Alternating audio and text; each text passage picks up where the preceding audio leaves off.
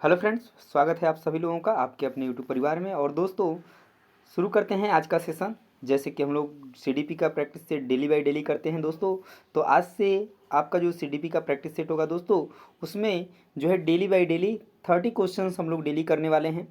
तो जो दोस्तों आपके एग्ज़ाम्स के लिए काफ़ी महत्वपूर्ण होने वाले हैं। और दोस्तों बता दें कि जो भी आपका ये क्वेश्चंस होगा एकदम एग्जाम ओरिएंटेड है, यानी एग्जाम में पूछे जाने वाले क्वेश्चंस हैं। तो प्लीज़ दोस्तों वीडियोस को लास्ट तक देखिएगा और लास्ट तक क्वेश्चन का आंसर देने की कोशिश करिएगा। तो चलिए शुरू करते हैं आज का पहला जो है कि प्रैक्टिस सेट का क्वेश्चन। और क्वेश्चन का आंसर आप लोग कमेंट में निश्चित रूप से दीजिएगा, तभी जो है कि आपको चीज़ें समझ में भी आएंगी और आपको समझ में आएगा कि कितने क्वेश्चन आप कर पा रहे हैं। तो चलिए शुरू करते हैं। पहला क्वेश्चन है क्या दोस्तों कि कक्षा में अर्थपूर्ण अधिगम को प्रोत्साहित करने के लिए अध्यापिका को डैश यानी क्या करना चाहिए। बात क्या की जा रही है, अर्थपूर्ण अधिगम को प्रोत्साहित करने के लिए, यानी क्वेश्चन पॉजिटिव पूछा गया है। अध्यापिका को क्या करना चाहिए। पहला ऑप्शन है कि विद्यार्थियों की सहायता करनी चाहिए कि वे अपने मनोभावों और अभिप्रेरणों को सुव्यवस्थित कर पाएं। तो क्या यह बात आपको सही लग रही है? तो बिल्कुल बात सही है दोस्तों कि हमें क्या करना है, अध्यापिका को विद्यार्थियों की सहायता करनी चाहिए कि वे अपने मनोभावों यानी मन के भावों को अभिप्रेरणों को सुव्यवस्थित कर पाएँ, या जो कि बिल्कुल बात सही है। सेकेंड जो है कि विद्यार्थियों को उनके प्रदर्शन के आधार पर वर्गीकृत और नामांकित करके उनके योग्यता आधारित समूह बनाने चाहिए। देखिए, एक वर्गीकृत अगर बात करें दोस्तों, तो वर्गीकृत करना, नामांकित करना एक निगेटिव टैग वर्ड्स होता है, यानी कि ये ऑप्शंस गलत हो जाएगा, यानी हमें वर्गीकृत बच्चों को कभी करना ही नहीं है। उसके बाद बात करते हैं थर्ड ऑप्शन की। विद्यार्थियों में संवाद परिचर्चा को प्रोत्साहित करना चाहिए जिससे वे बहुपरिप्रेक्ष्य करने में सशक्त हों। यानी संवाद और परिचर्चा जो है एक पॉजिटिव टैग वर्ड्स है, और उसकी बात की जा रही है प्रोत्साहित करने की, यानी कि यहाँ पर चीज़ें अच्छी हो रही हैं, अध्यापिका अच्छी बात कर रही है। तो थर्ड ऑप्शन भी आपका सही हो जाएगा। उसके बाद दे दिया है कि कक्षा में विविधता की उपेक्षा करके शिक्षण की मानक विधि को अपनाना चाहिए। मानक विधि और उपेक्षा ये दोनों ही टैग वर्ड्स जो है निगेटिव हैं, तो ये ऑप्शंस भी गलत हो जाना चाहिए, यानी कि उपेक्षा नहीं करनी है आपको कक्षा में विविधता की, और ना ही मानक विधि का उपयोग करना है। तो दो ऑप्शन आपके गलत हो जाते हैं, दूसरा और चौथा, और बाकी जो पहला और तीसरा ऑप्शन है बिल्कुल सही है। तो इसमें देखिए पहला और तीसरा किस ऑप्शन में है, तो ऑप्शन नंबर सी में है दोस्तों। तो ऑप्शन नंबर सी जो है क्वेश्चन नंबर 1 का बिल्कुल सही हो जाएगा। तो इस तरीके से चीज़ें आपको समझ करके चलनी है कि किस तरीके से आप ऑप्शंस तक पहुंच पाएंगे जो सही आंसर है। तो यहाँ इस तरीके के कूट वाले क्वेश्चंस भी अधिक आपको एग्जाम में देखने को मिलते हैं। उम्मीद करते हैं कि क्वेश्चन आपको अच्छे तरीके से समझ में आ गया होगा। चलते हैं आगे अगला क्वेश्चन। चलिए देखिए आज का सेकेंड नंबर क्वेश्चन क्या है। सेकेंड क्वेश्चन है कि प्रतिकूल परिस्थितियों में और वंचित पृष्ठभूमि वाले अधिगमकर्ताओं को संबोधित करने के लिए निम्नलिखित में से कौन सी पद्धति प्रभावशाली नहीं है। ध्यान दीजिएगा, क्वेश्चन क्या पूछ दिया है, निगेटिव पूछ दिया है कि कौन सी पद्धति जो है प्रभावशाली नहीं है। पहला ऑप्शन है यहाँ पर कि विद्यार्थियों को संतुलित चुनौतीपूर्ण लक्ष्यों के लिए अभिप्रेरित करना और उपयुक्त शिक्षण सहायता उपलब्ध कराना। इसमें कहीं भी निगेटिव बात नज़र नहीं आ रही है, यानी सारी चीज़ें बिल्कुल अच्छी हो रही हैं, यानी पॉजिटिव है, ये ऑप्शन बिल्कुल सही है। पर हमको ढूंढना क्या है कि कौन सा ऑप्शन गलत है, ये चीज़ ध्यान दीजिएगा। दूसरा ऑप्शन है कि कार्यकलापों के लिए सहयोगी समूह बनाना, विद्यार्थियों को एक दूसरे का समर्थन करने के लिए प्रोत्साहित करना।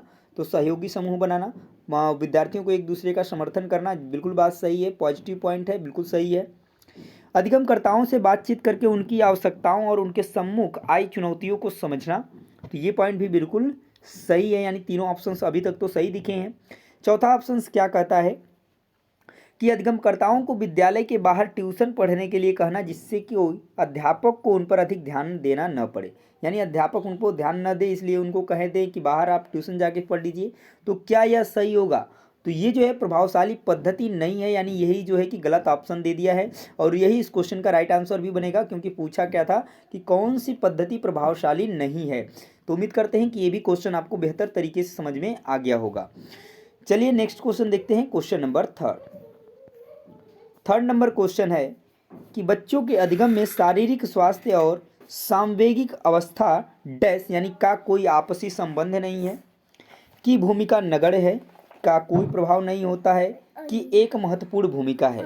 तो अगर हम बात करें कि बच्चों के जो अधिगम में शारीरिक स्वास्थ्य और सांवेगिक अवस्था का एक महत्वपूर्ण भूमिका है, यानी इसका जो है बहुत ही महत्वपूर्ण भूमिका होती है, क्योंकि शारीरिक शरीर अगर स्वस्थ रहेगा तभी जो है कि क्या कर पाएंगे, हम बेहतर तरीके से चीज़ों को समझ पाएंगे। कहते हैं कि स्वस्थ शरीर में ही स्वस्थ मस्तिष्क का निवास होता है, तो निश्चित रूप से ये बात सही है, यानी कि इसकी जो महत्वपूर्ण भूमिका होगी। तो राइट आंसर बनेगा क्वेश्चन नंबर 3 का option number D. Next question देखिए, क्वेश्चन नंबर 4 नंबर क्वेश्चन क्या है कि कक्षा में प्रभावशाली अधिगम के लिए डैश की रचना करनी चाहिए बजाय डैश वातावरण के।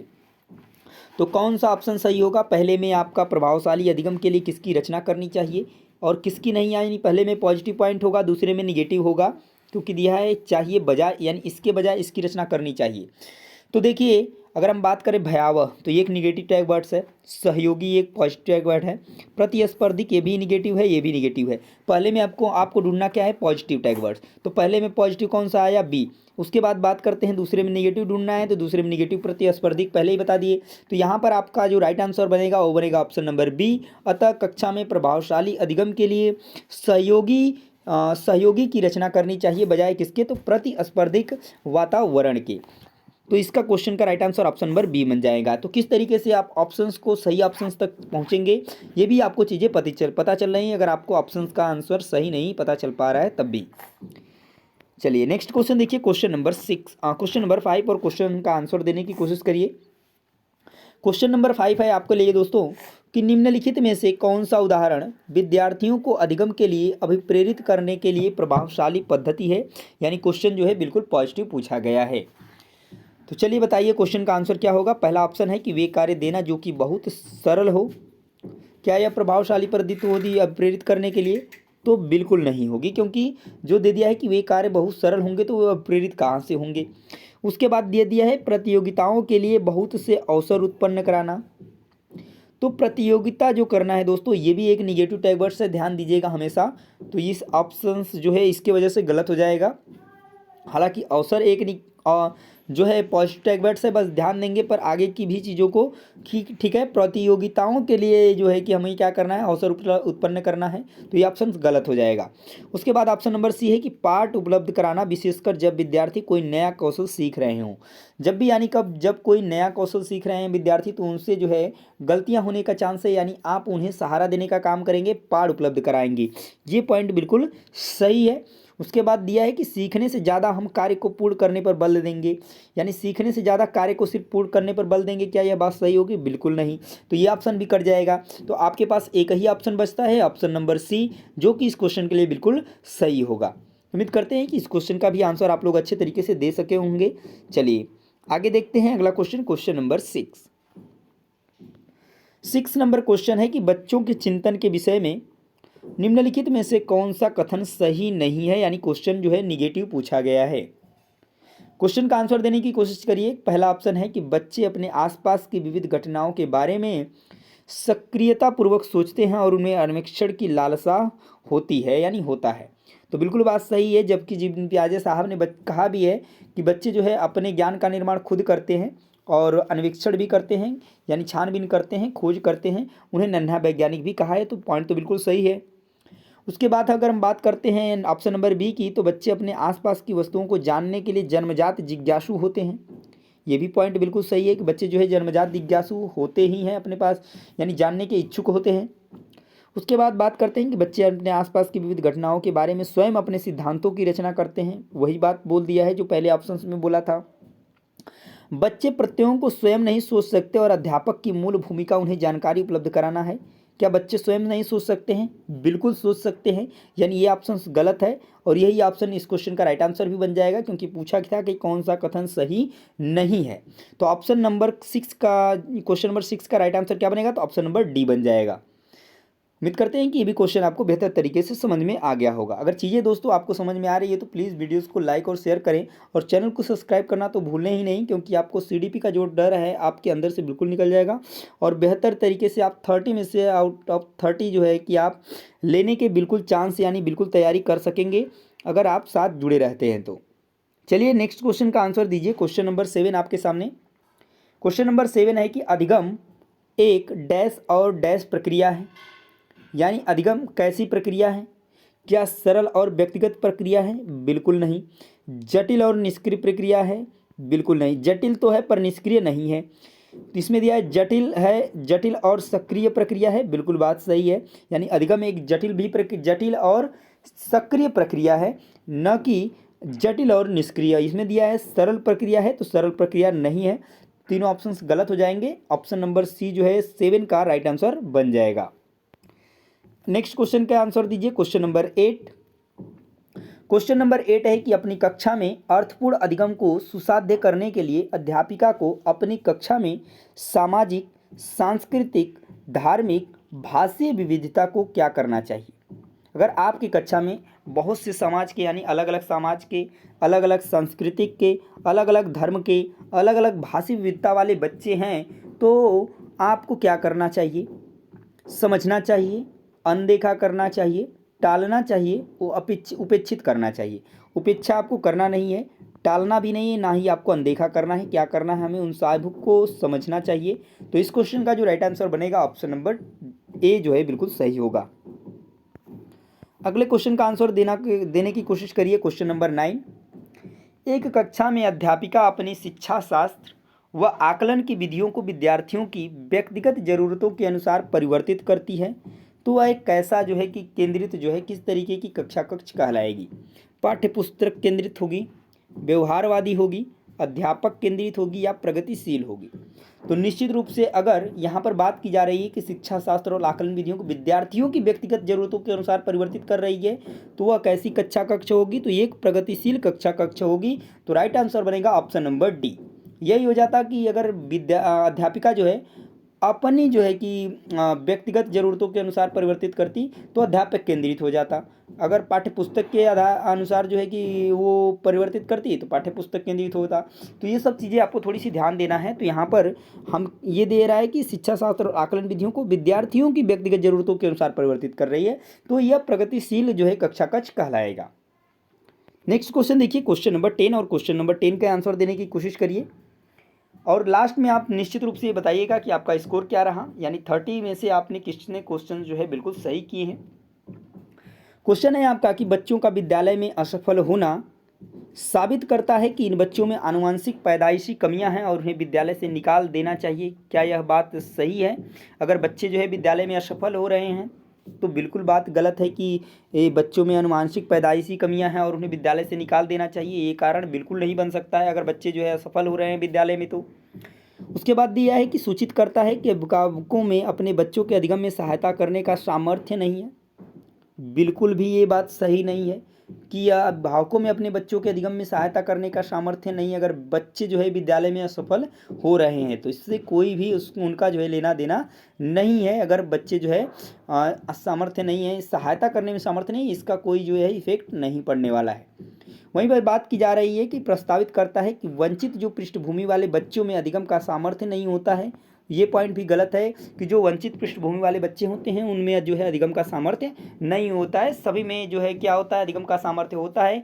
और कोई भी बच्चा जो है जन्म से जो है वो क्या होता है, जिज्ञासु होता है, जानने का इच्छुक होता है। कोई भी कुछ भी बन सकता है, ऐसा नहीं है कि सामर्थ्य नहीं होता है। तो ये पॉइंट आपका गलत हो जाएगा।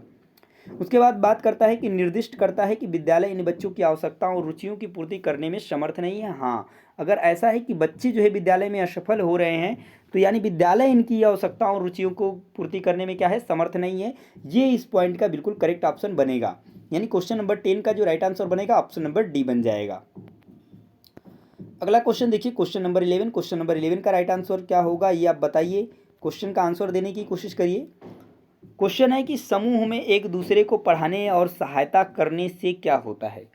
क्या बच्चों का ध्यान भंग हो जाता है, हो सकता है, और यह एक प्रभावशाली शैक्षिक पद्धति नहीं है। अगर समूह में हम एक दूसरे को पढ़ा रहे हैं और सहायता करने के लिए कह रहे हैं, तो ये बात गलत है कि ऐसा करने से बच्चों का ध्यान भंग होगा या फिर प्रभावशाली शैक्षिक पद्धति नहीं है।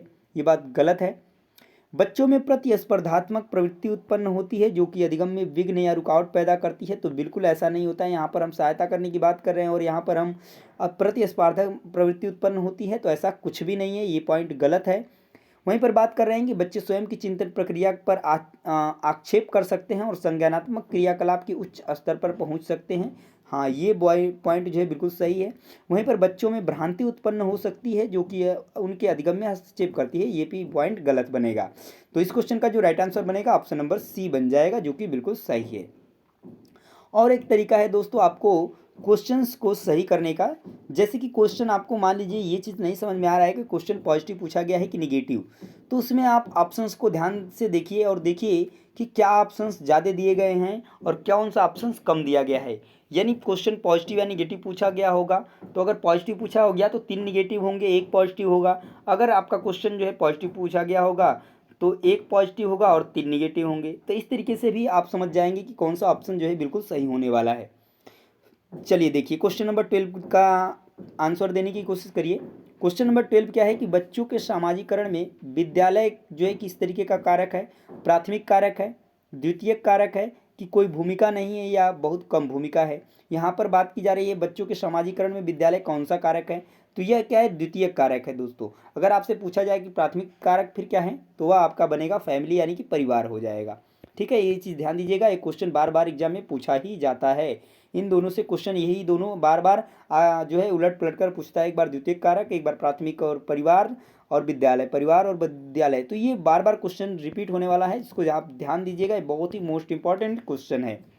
हमेशा याद रखेंगे परिवार जो है प्राथमिक कारक है सामाजिकरण के लिए, और जो है विद्यालय आपका द्वितीय कारक है, या फिर पास पड़ोस भी कह दे तो वो भी आपका द्वितीय कारक बन जाएगा। क्वेश्चन नंबर 13 का आंसर दीजिए। क्वेश्चन नंबर 13 है कि निम्नलिखित में से किस मनोवैज्ञानिक ने प्रस्तावित किया कि बच्चों का चिंतन गुणात्मक रूप से वयस्कों की अपेक्षा अलग होता है। तो किसने कहा था, हावर्ड गार्डनर। तो हावर्ड गार्डनर की बात करें तो इन्होंने बहुबुद्धि सिद्धांत को प्रतिपादित किया था। लॉरेंस कोहलबर्ग की बात करें तो इन्होंने नैतिक विकास की जो है अवस्थाओं को बताया था। वहीं पर जीन पियाजे की बात करें तो इन्होंने संज्ञानात्मक विकास के 4 चरणों को दिया था। और लेव वाइगोस्की की बात करें तो ये भी संज्ञानात्मक विकास के लिए सांस्कृतिक, समाज और भाषा पर विशेष जोर दिया था। पर यहाँ पर बात करें कि ये एक बात और कि बच्चों का चिंतन गुणात्मक रूप से वयस्कों की अपेक्षा अलग होता है, तो ये बात कहा था जीन पियाजे साहब ने। यानी इस क्वेश्चन का जो राइट आंसर बनेगा आपका ऑप्शन नंबर सी बनेगा। तो कुछ चीज़ें हैं जो आपको थोड़ा सा पढ़नी पड़ेगी, कॉन्सेप्ट क्लियर करना पड़ेगा, ठीक है, वो भी चीज़ें आपको करा देंगे और इंपॉर्टेंट चीज़ें भी करा देंगे। हर एक टॉपिक से पार्टिकुलरली टॉपिक जो है आपको करा दिया जाएगा और कराया भी गया है, आप जा करके देख सकते हैं, प्लेलिस्ट में बहुत सारी चीज़ें आपके पड़ी हुई हैं। आगे देखिए, अगले क्वेश्चन का आंसर दीजिए। Question number 14। क्वेश्चन नंबर 14 है कि विकास के विषय में निम्नलिखित में से कौन सा कथन सही है। तो आप देख रहे हैं कि क्वेश्चन सही पूछा गया है, यानी पॉजिटिव पूछा गया है। क्वेश्चन का आंसर दीजिए कि विकास सुरुचिपूर्ण सुव्यवस्थित समूह की अवस्थाओं में पूर्व निश्चित आनुवंशिक घटकों के कारण होता है। विकास एक सरल और एक दिशीय प्रक्रिया है।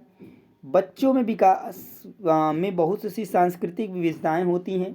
यह संसार में सभी बच्चों का विकास एक ही क्रम में और सुनिश्चित समय से होता है। क्या ऐसा होता है? बिल्कुल बात गलत है। आप हर बच्चे में देखेंगे, हर बच्चों का विकास जो है एक ही क्रम में और एक साथ नहीं होता है। कोई बच्चा जल्दी जो है चलने लगता है, कोई बच्चा लेट चलता है। तो ये सारी चीज़ें जो है कि आप देख पाते हैं। तो ये जो है इस चीज़ को सीधे सीधे मना करता है कि सुनिश्चित समय से होता है किसी भी सभी बच्चों का विकास। ये पॉइंट गलत हो जाएगा। वहीं बात करें कि बच्चों के विकास में बहुत सी सांस्कृतिक विविधताएं होती हैं, पॉइंट बिल्कुल सही है। और वहीं पर बोल रहा है कि विकास एक सरल और एक दिशी प्रक्रिया है, तो नहीं, एक सरल प्रक्रिया नहीं है, एक जटिल प्रक्रिया है और एक दिशी भी प्रक्रिया नहीं है। उसके बाद बात करते हैं कि यहाँ पर दिया है पूर्व निश्चित आनुवंशिक घटकों के कारण होता है, तो बिल्कुल बात गलत है। केवल आनुवंशिक घटकों के कारण नहीं होता है विकास, आनुवंशिक और वातावरण के दोनों के कारण जो है कि प्रभावित होता है। तो ये भी चीज़ आप हमेशा ध्यान रखेंगे। तो क्वेश्चन नंबर सी का जो 14 का राइट आंसर बनेगा ऑप्शन नंबर सी बन जाएगा। आगे चलें, अगला क्वेश्चन का आंसर दीजिए। क्वेश्चन नंबर 15 नंबर क्वेश्चन पूछा गया है दोस्तों कि निम्नलिखित में से मध्य बाल्यावस्था की अवधि का मुख्य प्रमाण चिन्ह कौन सा है। मध्य बाल्यावस्था की बात कर रही है की जा रही है। अगर इसके कभी कभी इसके जो है एज टाइम पीरियड पूछ देता है, तो ध्यान रखेंगे मध्य बाल्यावस्था की जो टाइम पीरियड है वो 6 से 11 वर्ष तक है।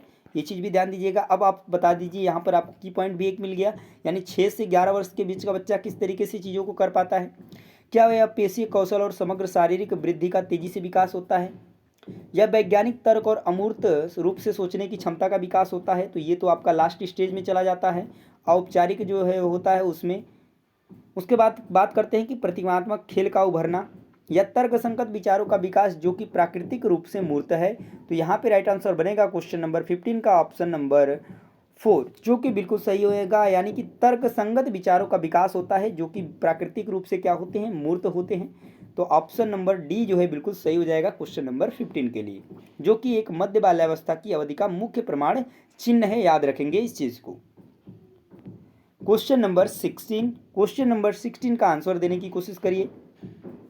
क्वेश्चन नंबर 16 है कि जीन पियाजे के अनुसार बच्चे अमूर्त संक्रियात्मक अवस्था में, जो कि अभी हमने पिछले ही क्वेश्चंस में बताया है कि अमूर्त संक्रियात्मक अवस्था में बच्चे क्या करते हैं, तो संरक्षण, वर्गीकरण और श्रेणीबद्धता करने में सक्षम नहीं है। ये पॉइंट गलत है।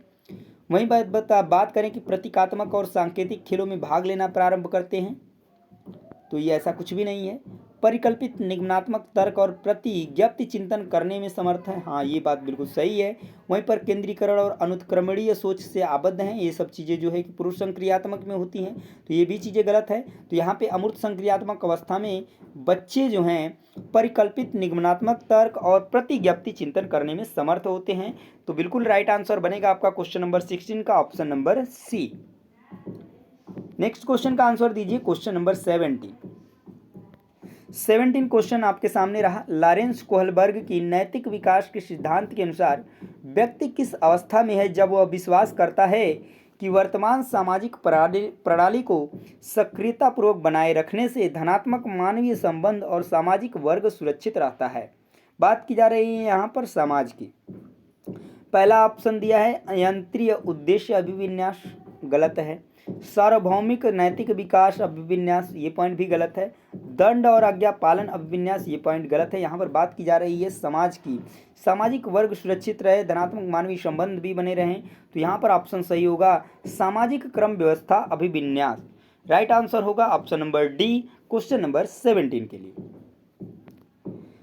नेक्स्ट क्वेश्चन देखिए क्वेश्चन नंबर 18 और क्वेश्चन का आंसर देने की कोशिश करिए। क्वेश्चन नंबर 18 है कि बाल्यावस्था की अवधि में विकास में केवल परिमाणात्मक परिवर्तन होते हैं या अनियमित और असंबद्ध होता है या धीमी गति से होता है एवं उसे मापा नहीं जा सकता है या बहुस्तरीय और मिश्रित होता है।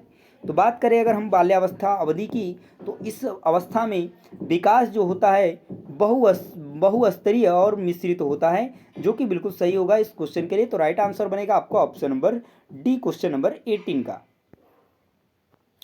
क्वेश्चन नंबर 19 का आंसर दीजिए। 19 क्वेश्चन है कि निकटस्थ विकास का क्षेत्र का है क्या है, यानी कि जेडपीडी को पूछा जा रहा है, ये चीज ध्यान दीजिएगा। तो क्वेश्चन का आंसर दीजिए कि जेडपीडी क्या है। बताइए जेडपीडी क्या है। वह प्रक्रिया है जिसमें शुरू में विभिन्न समझ वाले दो व्यक्ति समान समझ पर पहुंचते हैं, क्या ऐसा है क्या? बिल्कुल बात गलत है। वह प्रक्रिया जिसमें बच्चे समाज के वयस्क सदस्यों द्वारा निर्धारित विधि से कार्य करते हैं, तो ये भी नहीं है। यहाँ पर विकास का क्षेत्र पूछा गया है, निकटस्थ विकास का क्षेत्र पूछा गया है, एरिया। उसके बाद बात करते हैं कि बच्चों के वर्तमान स्तर पर स्वतंत्र प्रदर्शन और वयस्क व अधिक कौशल वाले समकक्षों की सहायता से बच्चे द्वारा उपार्जित किए जाने वाले प्रदर्शन के मध्य का क्षेत्र है। तो बिल्कुल बात सही है, ऑप्शन नंबर सी जो है बिल्कुल सही होगा। जेडपीडी को जो है अच्छे तरीके से जो है एक्सप्लेन कर रहा है।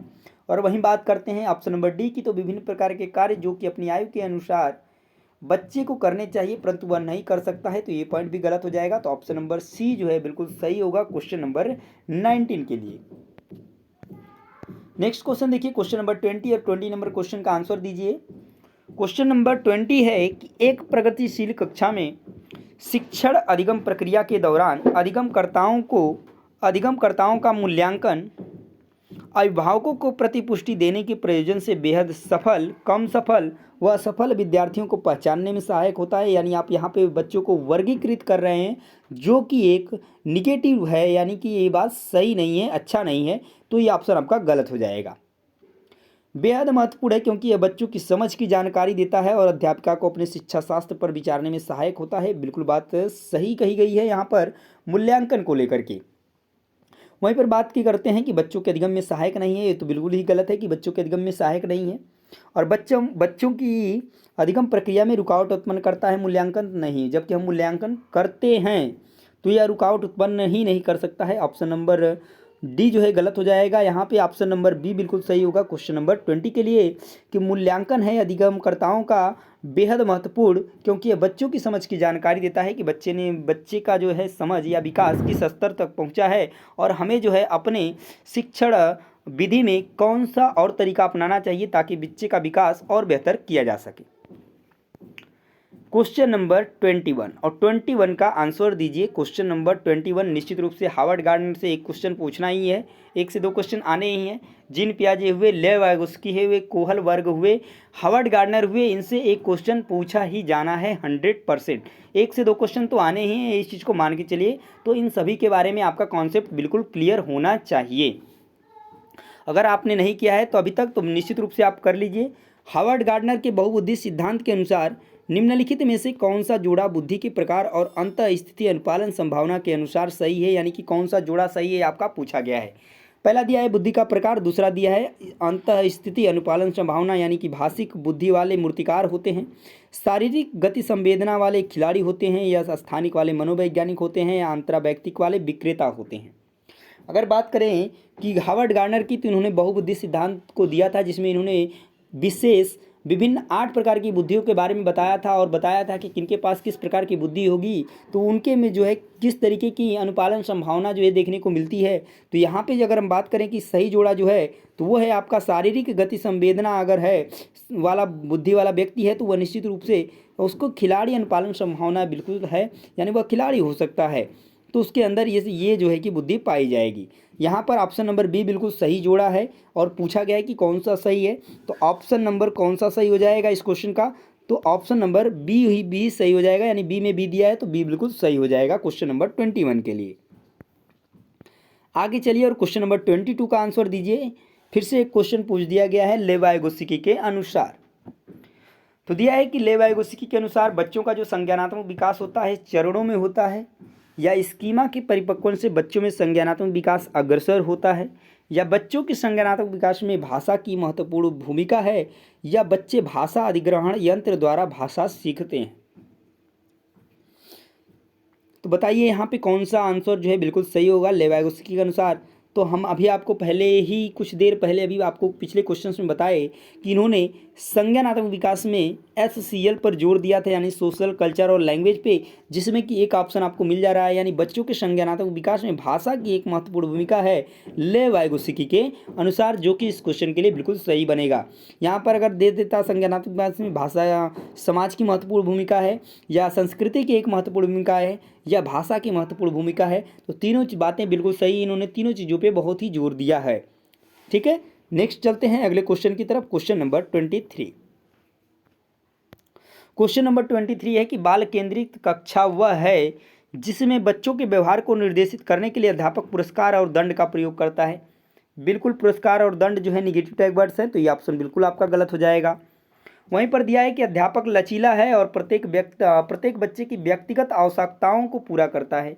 लचीला एक पॉजिटिव टैग वर्ड्स है, ऊपर से बात की जा रही है कि बच्चे की व्यक्तिगत आवश्यकताओं को पूरा किया जा रहा है, तो यह बाल केंद्रित तो निश्चित रूप से हो जाएगा। वहीं पर बात कर रहे हैं कि अध्यापक केवल पाठ्यपुस्तक को ज्ञान के स्रोत के लिए उपयोग करता है, तो यह तो पाठ्यपुस्तक केंद्रित हो जाएगा, तो ये भी ऑप्शन गलत हो जाएगा। यहाँ पर दिया है कि अध्यापक बच्चों को उनकी क्षमता के आधार पर वर्गीकृत करता है। वर्गीकृत करना एक निगेटिव टैग वर्ड से, ध्यान दीजिएगा, तो ये ऑप्शन भी गलत हो जाएगा। तो ऑप्शन नंबर क्वेश्चन नंबर 23 का जो राइट आंसर बन जाएगा तो क्या बनेगा दोस्तों, तो ऑप्शन नंबर बी बिल्कुल सही हो जाएगा। आगे देखिए क्वेश्चन नंबर 24 और 24 क्वेश्चन का राइट आंसर क्या होगा यह बताइए कमेंट में। क्वेश्चन नंबर 24 है कि किस मनोवैज्ञानिक के अनुसार बच्चों के संज्ञानात्मक विकास में सांस्कृतिक उपकरण एक महत्वपूर्ण भूमिका निभाते हैं। तो अभी आपको पिछले क्वेश्चंस में बताए हैं, संस्कृति की बात कौन करता है, भाषा की बात कौन करता है, कल्चर की बात कौन करता है, सामाजिक की बात कौन करता है। तो आपका दिमाग में एक ही नाम आना चाहिए, वो है लेव वाइगोत्स्की। क्या, लेव वाइगोत्स्की। तो इसमें बाकी ऑप्शंस आपको देखना नहीं है, डायरेक्टली आप क्वेश्चन का आंसर लगा पाएंगे, जो कि बिल्कुल सही होगा option number C, Lev Vygotsky. Next question देखिए, क्वेश्चन नंबर 25 और 25 क्वेश्चन का आंसर देने की कोशिश करिए। क्वेश्चन नंबर 25 है दोस्तों कि कक्षा में सभी लिंगों में जेंडर रूढ़िवादिता कम करने के लिए और विकास के विस्तार की संभावनाओं को बढ़ाने के लिए प्रभावशाली पद्धति कौन सी है। एक ही लिंग के योग्यता समूह बनाना या क्रियाकलाप के लिए मिश्रित लिंग समूह बनाना और विचार विमर्श को प्रोत्साहित करना और लिंगों के जैविक अंतरों की उपेक्षा करना और उन्हें अस्वीकार करना या समाज में चित्रित लिंग भूमिकाओं को प्रबल करना। अगर हम समाज में जो चित्रित लिंग भूमिकाएं उनको प्रबल करेंगे तो ये रूढ़िवादिता कम नहीं होगी, बढ़ेगी। अगर हम लिंगों के जैविक अंतरों की उपेक्षा करेंगे और उन्हें अस्वीकार करेंगे तो इससे भी जो है कि बढ़ेगी, न कि कम होगी। और एक ही लिंग के योग्यता समूह बनाएंगे तो भी बढ़ेगा कि लड़कियों को अलग और लड़कों को अलग बनाएंगे तब क्या होगा, यहाँ पर लिंग रूढ़िवादिताएं बढ़ेंगी। यहाँ पर बात की जा रही है कम करने की, तो हम क्या करेंगे, क्रियाकलाप के लिए मिश्रित लिंग समूह बनाएंगे, यानी बच्चों और बच्चियों को एक साथ लेंगे, लड़कों लड़कियों को मिला करके समूह बनाएंगे और विचार विमर्श को प्रोत्साहित करेंगे। तो ये पॉइंट बिल्कुल सही होगा किसके लिए, जेंडर रूढ़िवादिता कम करने के लिए। ऑप्शन नंबर बी जो है करेक्ट ऑप्शन बन जाएगा क्वेश्चन नंबर 25 के लिए। क्वेश्चन नंबर 26 रहा आपके सामने और क्वेश्चन नंबर 26 का आंसर दीजिए। क्वेश्चन नंबर 26 है कि अध्यापकों को कक्षा में बहुभाषीयता को समझना चाहिए। एक समस्या, एक व्यवस्थागत मुद्दा, एक गुण और साधन या एक रुकावट। तो अगर हम बात करें कि बहुभाषीयता की यानी एक से अधिक भाषा को हमें कक्षा में क्या समझना चाहिए, एक अध्यापक को क्या समझना चाहिए, क्या यह समस्या समझना चाहिए, तो बिल्कुल नहीं। क्या यह एक व्यवस्थागत मुद्दा है, नहीं। क्या यह रुकावट है, नहीं। क्या है, यह एक गुण और साधन है जिसको ये जो है अध्यापक को समझना चाहिए कि अगर एक से अधिक भाषाओं का प्रयोग हो रहा है या एक से अधिक भाषा वाले बच्चे जो है एक ही कक्ष में बैठे हैं तो वो जो करेंगे एक दूसरे के प्रभाव से सीखेंगे ही। तो यह रुकावट नहीं है, यह एक गुण है और एक साधन समझना चाहिए एक अध्यापक को कक्षा में। राइट आंसर बन जाएगा आपका option number C. Next question देखिए, क्वेश्चन नंबर 27। क्वेश्चन नंबर 27 का आंसर देने की कोशिश करिए। क्वेश्चन है कि प्रतिभाशाली और सृजनात्मक बच्चों की आवश्यकताओं को किस प्रकार संबोधित किया जा सकता है। तो प्रश्न हल करने के लिए विशिष्ट निर्देश उपलब्ध कराकर, रटने पर आधारित परीक्षा देकर, गलत बात की जा रही है। वहीं पर प्रश्न हल करने के लिए अगर हम विशिष्ट निर्देश उपलब्ध करा देंगे तो ये प्रतिभाशाली और सृजनात्मक बच्चों की आवश्यकताओं को संबोधित नहीं कर सकते हैं। वहीं पर दिया है कि चुनौतीपूर्ण कार्य और निरस्ता दूर करने के लिए क्रियाकलाप देकर, बिल्कुल बात सही है। वे प्रश्न देकर जिनमें अभिमुखी चिंतन की आवश्यकता है, अभिमुखी चिंतन की यानी कि जिसका एक सटीक आंसर हो। तो क्या इसमें प्रतिभाशाली और सृजनात्मक बच्चों की आवश्यकताओं को हम संबोधित कर पाएंगे, नहीं। तो यहाँ पे एक ही ऑप्शन आपका बिल्कुल सही होता है, वो है आपका ऑप्शन नंबर सी, जो कि क्वेश्चन नंबर 27 के लिए बिल्कुल सही बनेगा। आगे देखिए अगला क्वेश्चन, क्वेश्चन नंबर 28 क्वेश्चन रहा आपके सामने। क्वेश्चन का आंसर दीजिए। क्वेश्चन है कि पठन वैफल्य बच्चों की पहचान किस प्रकार से की जा सकती है। उनके पढ़ने और लिखने की कौशलता के विश्लेषण से, उनकी जटिल व उच्च स्तरीय समस्याओं को हल करने की क्षमता का आकलन करके, या उनके सामाजिक एवं सांस्कृतिक संदर्भ को जान के, या पूर्ण शारीरिक स्वास्थ्य परीक्षण द्वारा। बात की जा रही है यहाँ पर पठन वैफल्य बच्चों की पहचान करने की। तो हम क्या पूर्ण शारीरिक परीक्षण द्वारा उसको पहचान कर पाएंगे, बिल्कुल नहीं। सांस्कृतिक संदर्भ को जान के हम समझ पाएंगे उनके पठन वैकल्प के बारे में, बिल्कुल नहीं। या उनकी हम जटिल स्तरीय और या उच्च स्तरीय समस्याओं को हल करने की क्षमता का आकलन करके समझ पाएंगे, बिल्कुल नहीं। यहाँ पर हम समझ पाएंगे उनके पढ़ने और लिखने की कौशलता के विश्लेषण से। तो क्वेश्चन नंबर 28 का जो राइट आंसर बनेगा दोस्तों वो बन जाएगा आपका option number A. Next question देखिए, क्वेश्चन नंबर 29। क्वेश्चन नंबर 29 है कि आंशिक दृष्टि वाले विद्यार्थियों के लिए निम्नलिखित में से कौन सी अधिगम सामग्री उपयुक्त नहीं है, यानी कौन सा ऑप्शन जो है कि गलत है, ये आपको बताना है। दिया है बोलती पुस्तकें, स्पर्शीय सूचना पट। अगर आंशिक दृष्टि वाले बच्चे हैं, यदि देख नहीं पाते हैं अच्छे से, तो बोलती पुस्तकें और स्पर्शीय सूचना पट तो बिल्कुल सही होगा। यहाँ पर पूछा है कि कौन सा उपयुक्त नहीं है। वही दिया है छोटी मुद्रण वाली कार्यशीट, तो ये तो सही नहीं होगा। बड़े आकार की मुद्रित पुस्तकें, ये सही होगा। त्रिविमीय नक्शे यानी 3D जो है नक्शे और चार्ट, ये भी सही होगा। तो यहाँ पर एक ऑप्शन गलत हो जाता है, ऑप्शन नंबर बी, और यही इस क्वेश्चन का राइट आंसर भी बन जाएगा। तो 29 का जो करेक्ट ऑप्शन बनेगा वो बनेगा आपका ऑप्शन नंबर बी, यानी कि छोटी मुद्रण वाली जो कार्यशीट होगी वो सामग्री उपयुक्त नहीं होगी। किसके लिए, तो आंशिक दृष्टि वाले विद्यार्थियों के लिए। नेक्स्ट क्वेश्चन देखिए, क्वेश्चन नंबर 30। क्वेश्चन नंबर 30 क्या है कि समावेशी शिक्षा के पीछे अंतर्निहित विचार है। तो अलग अलग अक्षमताओं वाले बच्चों के लिए विशिष्ट शैक्षणिक संस्थानों का प्रावधान, दार्शनिक की सभी बच्चों को नियमित विद्यालय में समान शिक्षा पाने का अधिकार है, या बच्चों को उनकी योग्यता के आधार पर पृथक करना और व्यावसायिक प्रशिक्षण का प्रबंध करना, और बच्चों की क्षमताओं के आधार पर उनकी सीमाओं की पहचान करने के लिए उन्हें नामांकित करना। बात की जा रही है यहाँ पर समावेशी शिक्षा की, और समावेशी शिक्षा का मतलब होता है नियमित विद्यालय में सभी बच्चों को एक साथ पढ़ाना और उनका विकास करना। तो देखिए यहाँ पर दिया है कि बच्चों की क्षमताओं के आधार पर उनकी सीमाओं की पहचान करें, उन्हें नामांकित करें, जो कि एक निगेटिव टैग वर्ड्स है, तो ये ऑप्शन गलत हो जाएगा। वहीं पर दिया है कि उन्हें पृथक करना और व्यावसायिक प्रशिक्षण के लिए क्या करना, प्रबंध करना, तो ये ऑप्शन भी गलत हो जाएगा। और यहाँ दिया है कि अलग अलग अक्षमताओं वाले बच्चों के लिए विशिष्ट शैक्षिक संसाधनों का प्रयोग करना, यानी उन्हें विशेष विद्यालय में भेजना, तो ये ऑप्शन भी गलत हो जाएगा। तो ऑप्शन नंबर बी जो है बचता है आपके लिए समावेशी शिक्षा के लिए, कि दार्शनिकता की सभी बच्चों को नियमित विद्यालय में समान शिक्षा पाने का अधिकार है, जो कि बिल्कुल सही बताता है उसके बारे में, समावेशी शिक्षा के विचार के बारे में। तो क्वेश्चन नंबर 30 का जो राइट आंसर बनेगा ऑप्शन नंबर बी बिल्कुल सही होगा दोस्तों। तो ये था आज का सेशन दोस्तों, जिसमें कि हम लोग कंप्लीट किए पूरे 30 क्वेश्चन पूरी व्याख्या के साथ, और उम्मीद करते हैं कि आपको क्वेश्चन बेहतर तरीके से समझ में आए होंगे, और आपको भी ये वीडियोस देखकर लगा होगा कि हाँ, ये बाकी जो आप वीडियोस देखते हैं यूट्यूब चैनल पे उन सब से काफ़ी अलग रहा होगा, काफ़ी चीज़ें आपको सीखने को मिले होंगी।